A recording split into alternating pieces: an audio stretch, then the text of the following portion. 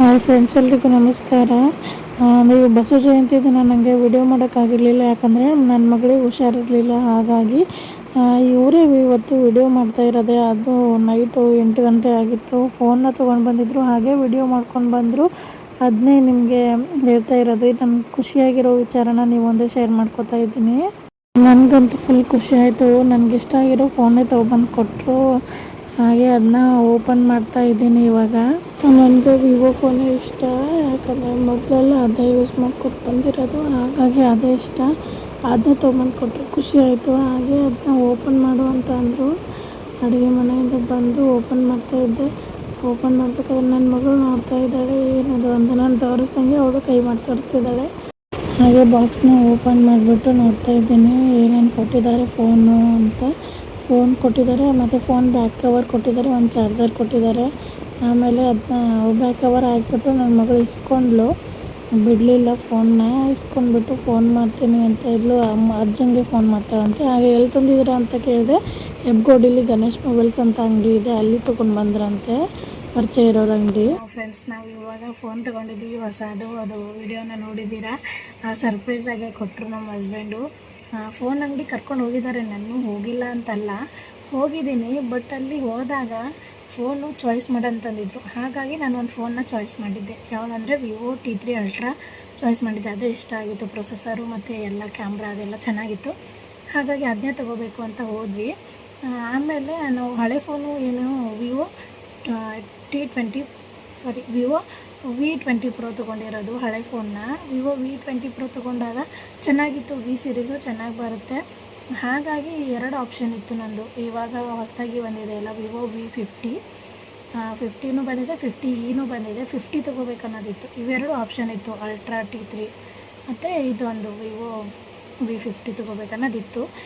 But ನನಗೆ ಯಾಕೋ ಅದು ಆಮೇಲೆ ಅಲ್ಲಿ ಅಂಗಡಿಗೆ ಹೋದಾಗ ಕೇಳಿದ್ವಿ. ಅಂದರೆ ಪರಿಚಯದ ಅಣ್ಣ ಅಂಗಡಿಯವರು, ಮೊಬೈಲ್ ಅಂಗಡಿಯವರು ಅಣ್ಣ ಪರಿಚಯ ಇದ್ದಾರೆ. ಅವ್ರನ್ನ ಕೇಳಿದ್ವಿ. ಅವಣ್ಣನ ಇದಕ್ಕಿಂತ ಇದು ಚೆನ್ನಾಗಿದೆ, ವಿವೋ 50 ಇದನ್ನೇ ತೊಗೊಳ್ಳಿ ಅಂತ ಅಂದರು. ಅಂಗಡಿಯವ್ರ ಮಾತು ಕೇಳೋದಂತಲ್ಲ, ನಾವು ಕೇಳಿ ನಮ್ಗೆ ಯಾವ್ದು ಇಷ್ಟ ಆಯಿತು ಅಂತಂದರೆ ಎರಡು ಆಪ್ಷನಲ್ಲಿ ಇದೇ ಇಷ್ಟ ಆಯಿತು, ವಿವೋ V50. ಹಾಗಾಗಿ ನಾನು ಚಾಯ್ಸ್ ಮಾಡಿದ್ದೆ. ಎರಡರಲ್ಲಿ ಯಾವುದಾದ್ರೂ ತೊಗೊಂಡ್ರು ಓಕೆ ಅಂತ ಅಂದ್ಕೊಂಡಿದ್ದೆ. ಬಟ್ ಅಂಗಡಿಗೆ ಹೋದಾಗ ನನ್ನ ಹಸ್ಬೆಂಡು ಅಲ್ಲಿ ಇಲ್ಲ ಬಿಡು, ಬೇಡ ಇವಾಗ ಆಮೇಲೆ ತೊಗೊಳ್ಳೋಣ ಅಂತಂದ್ಬಿಟ್ಟು ಕರ್ಕೊಂಡು ಬಂದು ಮನೆಗೆ ಬಿಟ್ಟಾದ್ಮೇಲೆ ಅವರಿಗೆ ಹೋಗ್ಬಿಟ್ಟು ಫೋನ್ ತೊಗೊಂಡು ಬಂದರು. ಸರ್ಪ್ರೈಸ್ ಅನ್ನಿಸ್ಬಿಡ್ತು ನನಗಂತೂ.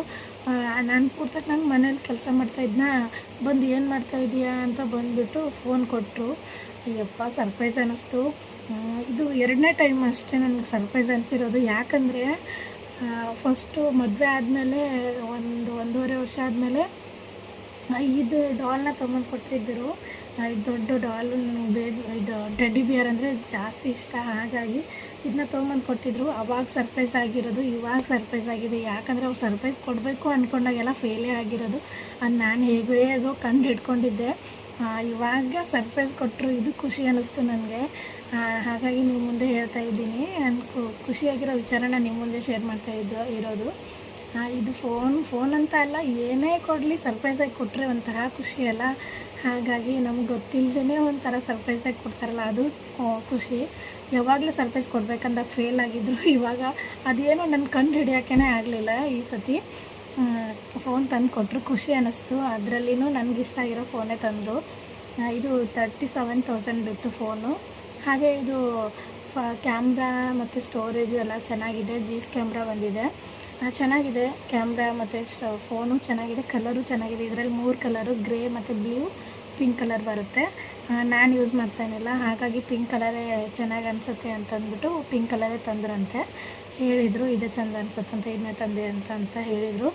ಆಮೇಲೆ ಇದನ್ನ ಯೂಸ್ ಮಾಡೋದು ಎಲ್ಲ ನೋಡಿಕೊಂಡೆ ಎಲ್ಲ ಸೆಟ್ ಮಾಡ್ಕೊಂಡಿದ್ದೀನಿ. ಆಮೇಲೆ ಇನ್ಮೇಲೆ ಎಲ್ಲ ವೀಡಿಯೋನ ಇದರಲ್ಲೇ ಮಾಡ್ತೀನಿ. ಆ ಫೋನಲ್ಲಿನೂ ಮಾಡ್ತೀನಿ, ಇದರಲ್ಲಿನೂ ಮಾಡ್ತೀನಿ. ಬಟ್ ಅವರಿಗೆ ಈ ಫೋನು ಯಾವ್ದು ಫೋನು ಒಯ್ತಾರೆ ಡ್ಯೂಟಿಗೆ, ಅವಾಗ ಅವರು ಇಲ್ಲಿ, ಆಮೇಲೆ ನಾನು ಉಳಿದಿರೋ ಫೋನಲ್ಲಿ ನಾನು ಯೂಸ್ ಮಾಡ್ತೀನಿ. ಇಬ್ಬರು ಯೂಸ್ ಮಾಡ್ತೀವಿ. 5 ವರ್ಷದಿಂದ ನೀವು ನಂಬ್ತಿರೋ 5 ವರ್ಷದಿಂದ ಇಬ್ಬರು ಒಂದೇ ಫೋನ್ನ ಯೂಸ್ ಮಾಡಿರೋದು. ಯಾಕಂದರೆ ಸುಮ್ಮನೆ ಇಬ್ಬರಿಗೂ ಫೋನ್ ಇದ್ದು ಏನೂ ಯೂಸ್ ಇಲ್ಲ, ಇಬ್ಬರು ಫೋನ್ ಇಟ್ಕೊಂಡು ಕುಂತ್ರೆ ಇಬ್ಬರಿಗೂ ಟೈಮ್ ಕೊಡೋಕ್ಕಾಗಲ್ಲ ಅಂದ್ಕೊಂಡ್ಬಿಟ್ಟು ಒಂದೇ ಫೋನ್ನ ಯೂಸ್ ಮಾಡಿರೋದು.